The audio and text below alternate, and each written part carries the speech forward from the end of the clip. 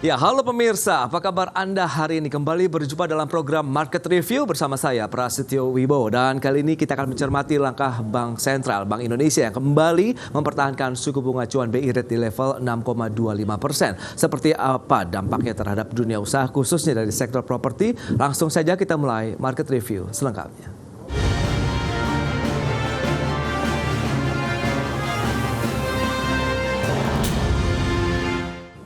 Ya, pemirsa, Bank Indonesia kembali mempertahankan suku bunga acuan BI rate di level 6,25% pada bulan Agustus ini. Dengan demikian, Bank Sentral telah mempertahankan suku bunga acuan 6,25% selama 4 bulan terakhir.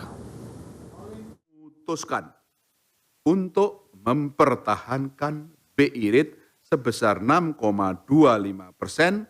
Demikian juga suku bunga deposit facility tetap sebesar 5,5%. Dan suku bunga lending facility tetap sebesar 7%. Keputusan ini tetap konsisten dengan fokus kebijakan moneter yang pro stability, yaitu untuk penguatan lebih lanjut stabilisasi nilai tukar rupiah, serta langkah preemptif dan forward looking untuk memastikan tetap terkendalinya inflasi dalam sasaran 2,5% plus minus 1% pada tahun 2024 dan 2025.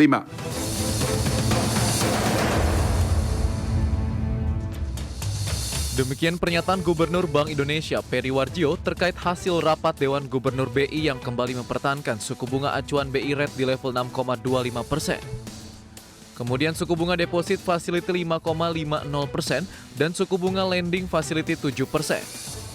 Keputusan BI tetap konsisten dengan fokus kebijakan moneter yang pro stability, yaitu stabilisasi nilai tukar rupiah serta langkah preemptif dan forward looking untuk memastikan tetap terkendalinya inflasi dalam sasaran 2,5 plus minus 1% pada tahun 2024 dan 2025.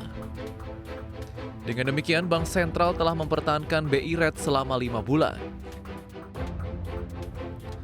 Sementara itu, kebijakan makroprudensial dan sistem pembayaran tetap pro-growth untuk mendukung pertumbuhan ekonomi yang berkelanjutan.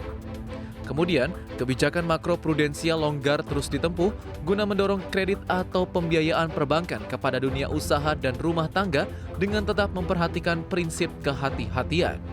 Jakarta, Tim Liputan, IDX Channel.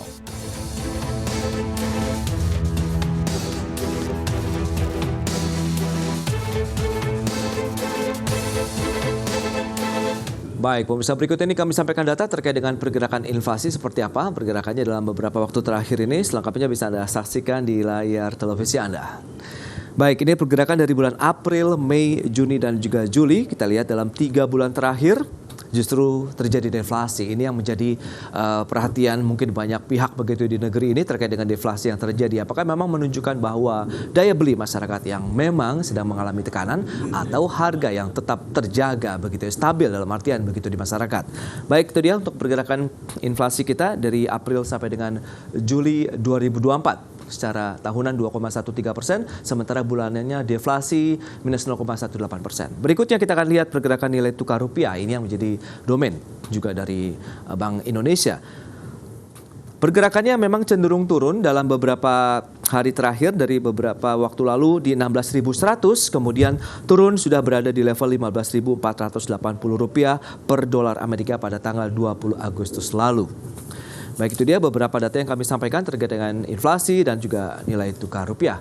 Baik pemirsa, untuk membahas tema kita kali ini terkait dengan BI yang kembali menahan suku bunga acuan di level 6,25%, kita sudah tersambung melalui Zoom bersama dengan Bapak Bambang Eka Jaya, Wakil Ketua Umum DPP Real Estate Indonesia, dan juga Bapak David Sumual, Kepala Ekonom PT Bank Sentral Asia Tbk. Halo, selamat pagi Pak Bambang.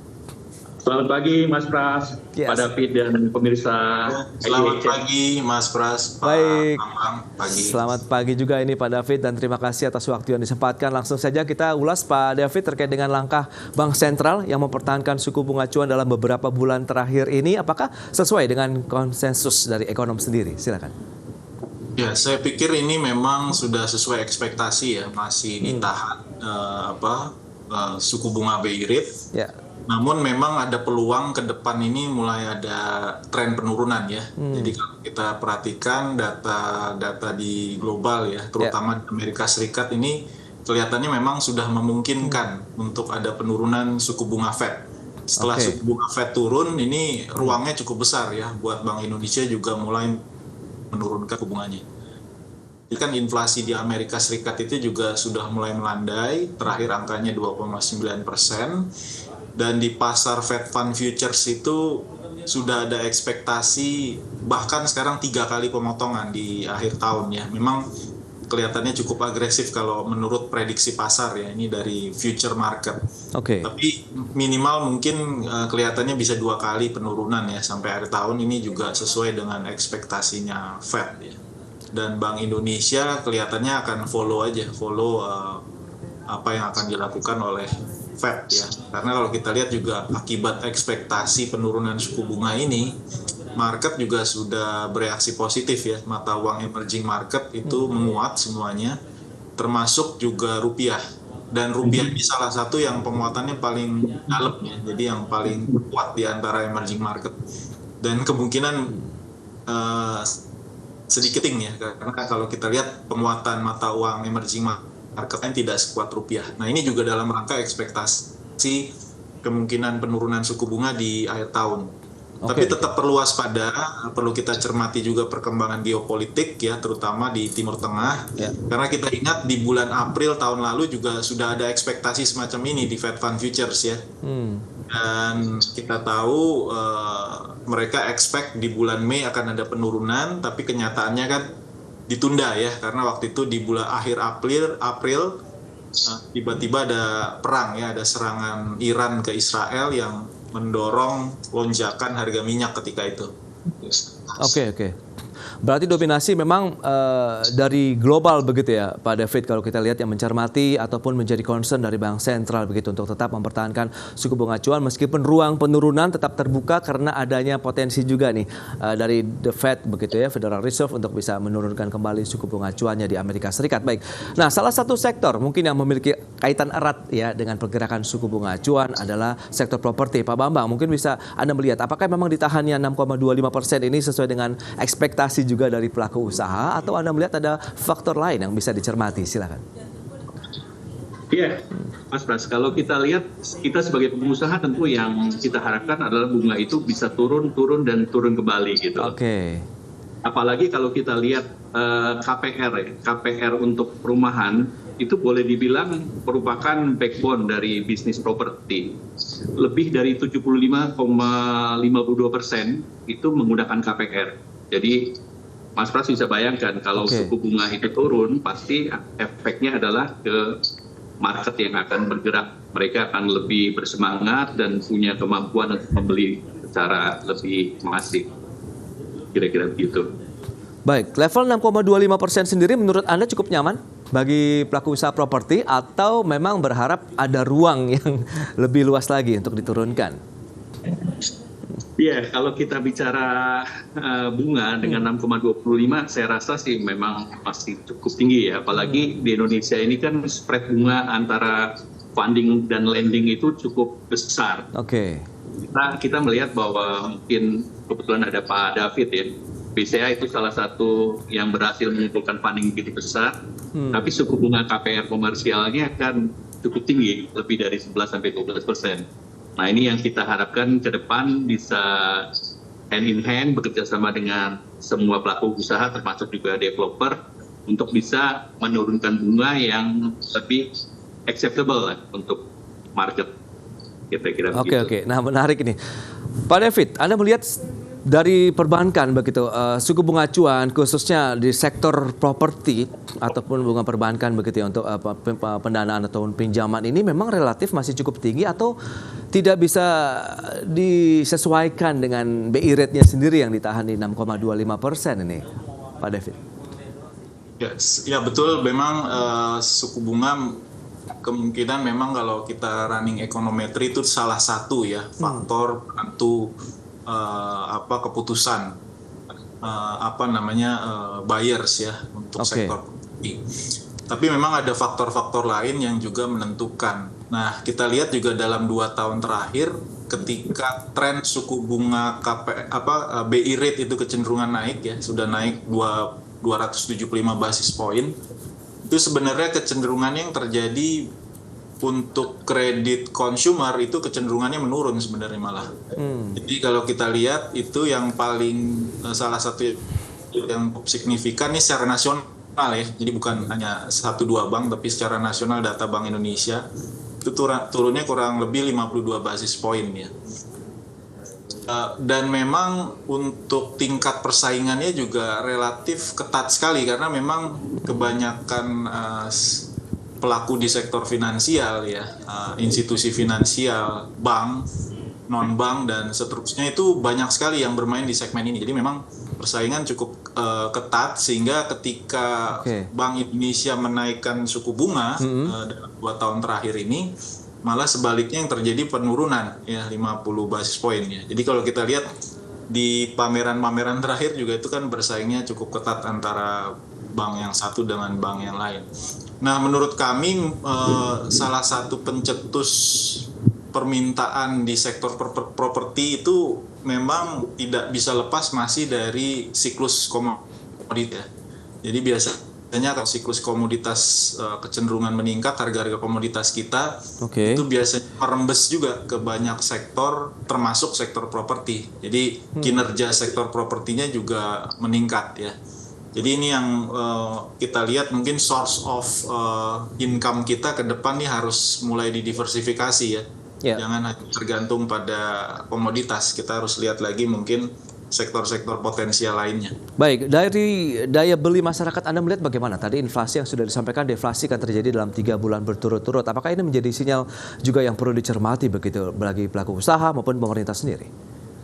Ya, kalau dari sisi consumer cukup terfragmentasi ya daya belinya ya. Ada yang memang agak tertekan akhir-akhir ini, terutama yang segmen bawah ini karena memang harga pangan kan relatif naiknya lumayan ya. Dari tahun 2020 itu naik 23%.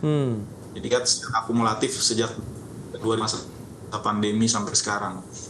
Dan untuk segmen atas tentunya kan tidak banyak konsumsinya untuk makanan, minuman ya atau grocery. Jadi bagi mereka impact-nya mungkin tidak terlalu besar. Tinggal mungkin dari sisi confidence-nya untuk melakukan pembelian barang tahan lama seperti rumah misalnya. Nah, ini tentunya sangat ditentukan juga oleh kondisi ke depan ya, prospek ke depan.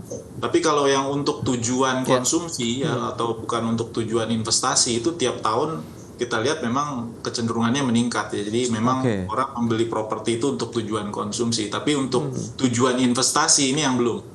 Nah, ini memang perlu mungkin ada upaya-upaya lain, termasuk juga kita lihat minat dari luar ya untuk investasi di sektor properti ini juga optimal kelihatannya di beberapa wilayah. Kan kita harapkan juga ada peningkatan ya, seperti misalnya di wilayah-wilayah perbatasan kita dengan Singapura seperti Batam, daerah-daerah wisata itu juga kita inginkan supaya meningkat karena dari sisi aturannya sudah dimungkinkan ya asing itu untuk membeli properti. Ya, itu dia Pak David. Apakah juga karena spread juga dari mungkin kita tahu spread bunga funding atau pendanaan dan juga lending yang diberikan oleh perbankan ini yang cukup tinggi disparitasnya. Kita akan bahas nanti di segmen berikutnya Pak David dan juga Pak Bambang. Kita akan jeda dulu sebentar. Pemirsa, pastikan Anda masih bersama kami.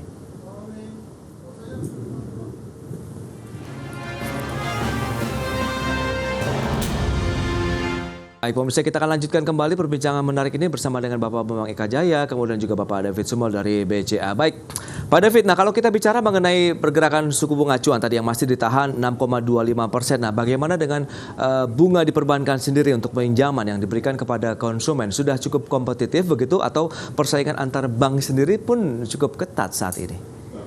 Ya, ini seperti saya sampaikan tadi ya Mas Pras ya. Jadi banyak institusi finansial termasuk bank ini yang memang bermainnya di segmen yang sama. Jadi kita lihat ini jadi satu faktor yang membuat juga sulit ya untuk bersaing, walaupun sulit untuk menaikkan bunga maksud saya kan. Dikala sebenarnya bank sentral itu sekarang semakin ketat kan kebijakan suku bunganya udah naik 3,75 basis point sejauh ini ya, sudah lebih dari 6% suku bunga BI rate. Nah ini biasanya siklus itu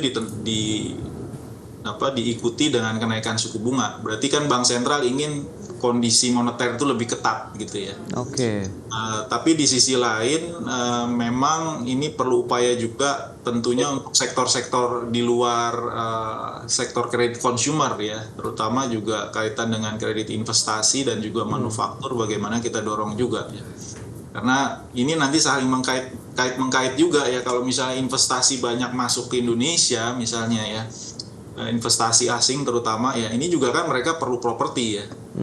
Contohnya saya baru dengar ada di kawasan industri daerah-daerah Cikarang, Karawang, Bekasi itu peningkatan, ada sedikit tren peningkatan ya permintaan.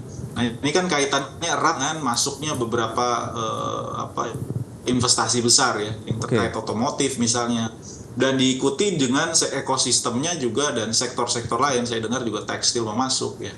Nah ini yang justru juga bisa mendorong sektor properti, bukan hanya dari suku bunganya saja, tapi dari sisi pendapatan daya beli masyarakat ini juga kita harus dorong, Mas Pras. Oke. Nah, bagaimana dengan rasio NPL growth sendiri yang tadi sudah disampaikan begitu dari infografis yang bisa disampaikan begitu?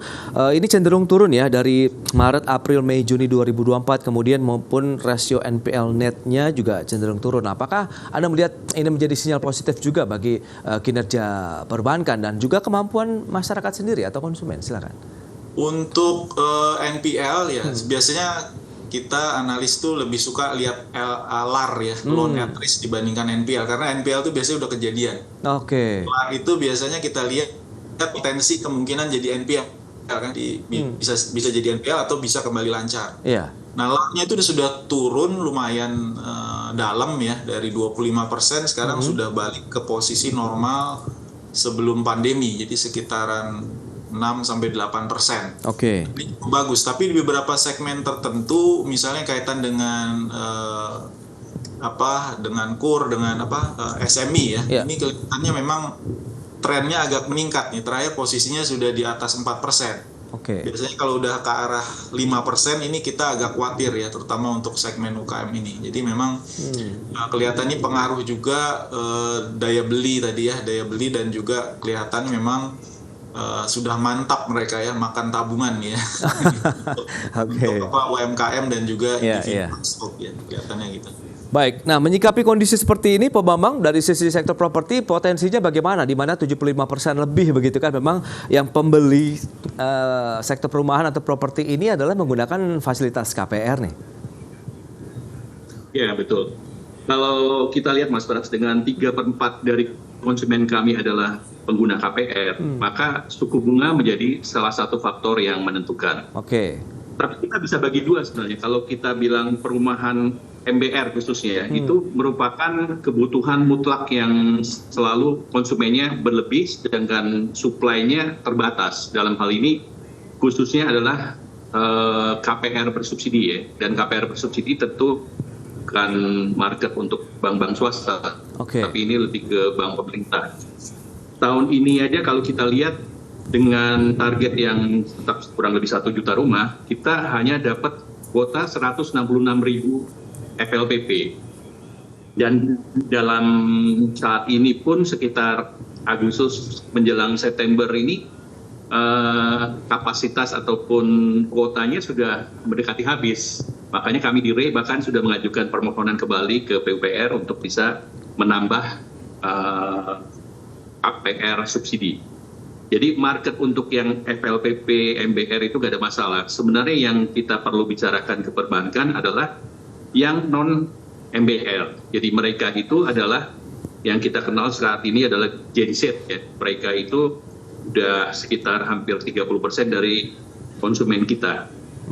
Mereka di atas MBR secara income, tapi dengan selisih yang mungkin hanya 1-2 juta, kemudian yang terjadi adalah satu hal yang membuat mereka menjadi kesulitan bisa membeli rumah. Antara lain, kalau kita bilang MBR, itu fasilitasnya adalah non-PPN nih. Jadi mereka dibebaskan PPN. Kemudian yang kedua, mereka mendapatkan bunga subsidi. Sedangkan di atas MBR mereka langsung berhadapan dengan bunga fosial. Kalau kita bicara KPR itu awalnya selalu menggunakan subsidi ya, artinya bunganya ditekan serendah mungkin supaya menjadi daya tarik. Tapi yang dikhawatirkan adalah setelah KPR ataupun subsidi cap itu berakhir, itu punya potensi yang menyebabkan terjadinya potensi bedek. Tentu hal ini yang tidak kami harapkan. Makanya perlu kita coba apakah yang tadi solusinya adalah gradually, tapi juga gradually itu tentu ada batasannya. Karena kalau dari bunga yang subsidi yang hanya 1, 2, 3% atau melonjak menjadi 5, lalu naik lagi 7, lalu menjadi 11, kan mereka juga kadang-kadang kesulitan untuk mengalokasikan dana mereka. Itu yang kita harapkan. Jadi KPR subsidi, masalahnya ketersediaan dari pemerintah, tapi KPR non-subsidi ataupun KPR komersial, nah ini yang harus kita bahas bersama dengan pihak perbankan, baik swasta maupun publik. Nah, kalau melihat kondisi seperti ini, rata-rata hampir semua industri, Pak David, begitu memiliki pola pikir yang sama dalam artian memang cukup rentan terkait dengan pergerakan suku bunga pinjaman, begitu atau bagaimana? Anda melihat 6,25% yang ditahan dari Bank Sentral ini sebenarnya masih cukup, ya bisalah menjadi buffer juga terkait dengan ekonomi dan juga masih cukup diterima begitu oleh masyarakat kita dan pelaku industri. Ya, ini salah satu faktor tentunya, dan ini cerminan risiko ya. Nah, jadi Bank Sentral kan menawarkan 7,5% misalnya SRBI. Terus kalau misalnya bank memberikan kredit 4%, ya kita boncos, Pak. Jadi 7,5% ya ujung-ujungnya sebenarnya kan kondisi nasionalnya yang kita harus perbaiki ya, bagaimana supaya suku bunga SBI itu bisa lebih rendah. Suku bunga SBN itu kan juga tinggi, 6% lebih. Itu kan cerminan risiko country kita, negara kita ya. Jadi bagaimana menurunkan risiko negara kita ini supaya inflasi kita rendah ya. Kalau inflasi kita rendah, premi risiko rendah ya, seperti misalnya Singapura ataupun negara-negara tetangga kita kan suku bunganya juga murah. Tapi ya kalau misalnya inflasi kita masih tinggi ya, terus rupiah juga masih berfluktuasi seperti sekarang, ya akhirnya Bank Sentral juga harus berupaya untuk menjaga stabilitas rupiah kita. Nah, caranya bagaimana ya? Menawarkan misalnya SRBI suku bunga 7,5% atau suku bunga SBN-nya yang 6%. Nggak mungkin suku bunga di sektorialnya bisa lebih rendah dari itu. Yang terjadi kalau misalnya suku bunga lebih rendah dari itu ya bank akan merugi semua ya. Nah, kalau banknya merugi berarti likuiditas juga tidak lancar ya, ekonomi tambah bermasalah jadinya, Mas. Jadi memang ini ayam dan telur nih, jadi persoalannya harus mulai dulu gitu ya. Supaya rating kita juga bagus. Kalau rating kita bagus artinya juga pemerintah juga dalam melakukan issuance obligasi itu bisa lebih murah gitu ya. Tapi dengan kondisi domestik yang seperti Anda sampaikan, Pak David, Anda melihat bagaimana dengan peluang dari BI Rate sendiri ke depan begitu? Apakah meskipun nanti The Fed misalnya menurunkan suku bunga acuannya, apakah BI juga akan ikut langsung menurunkan atau ada pertimbangan lain? Tapi tahan dulu jawabannya, Pak David, kita akan jeda dulu sebentar ya. Nanti kita akan bahas lagi di segmen berikutnya. Dan pemirsa, kami akan segera kembali setelah pariwara berikut ini.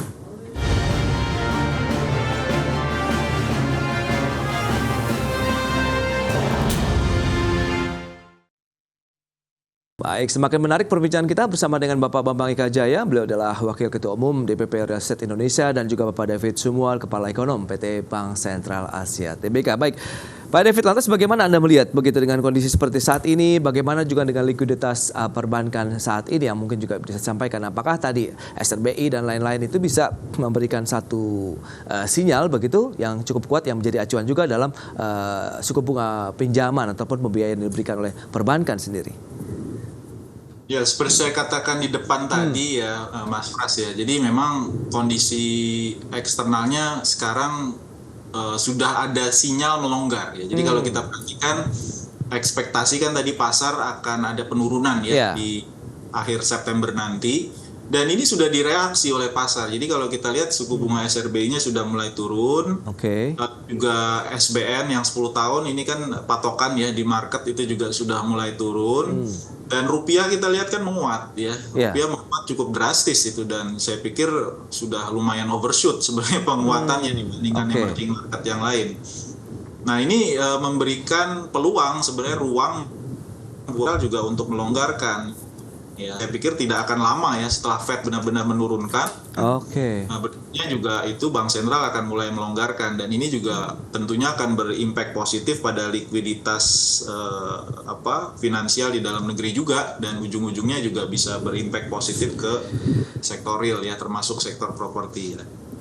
Baik, nah dari pelaku usaha sendiri Pak Bambang, strategi apa nih yang sudah disiapkan selama ini? Kan 5 bulan terakhir lah 6,25% per Agustus ini juga dipertahankan. Anda melihat apakah ada strategi dari sisi produksinya kah, atau mungkin efisiensi yang lebih dikuatkan untuk bisa lebih meningkatkan penjualan sektor properti?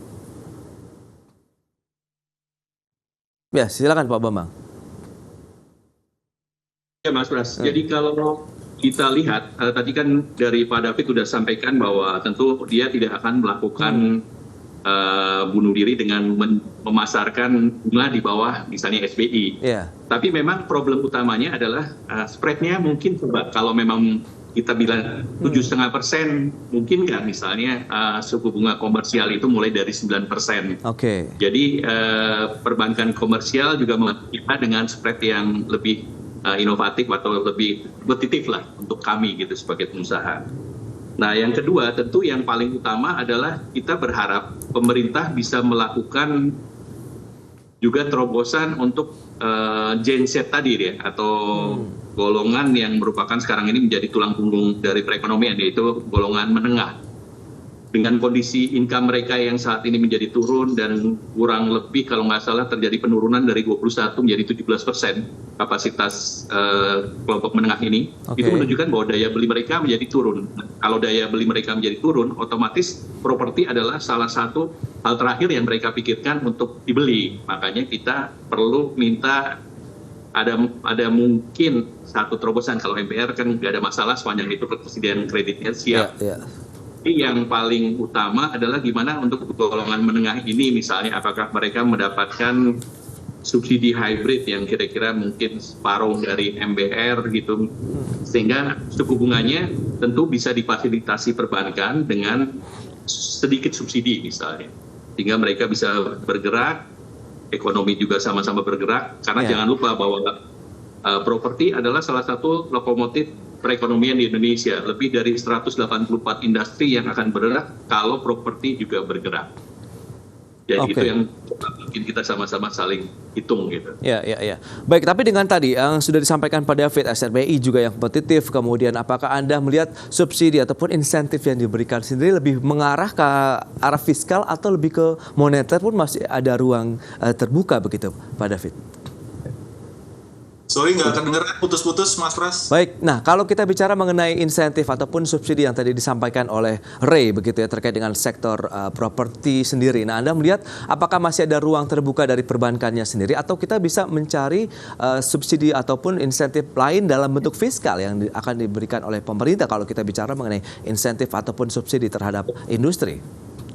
Ya kalau dari perbankan memang tentunya ini market ya, jadi supply dan demand ya. Ini kan suku bunga ditentukan oleh supply dan demand, pasokan likuiditas dan juga demand terhadap likuiditas tersebut. Jadi sama seperti barang-barang yang lain lah. Ini kita di sektor jasa intinya kan jualan likuiditas gitu.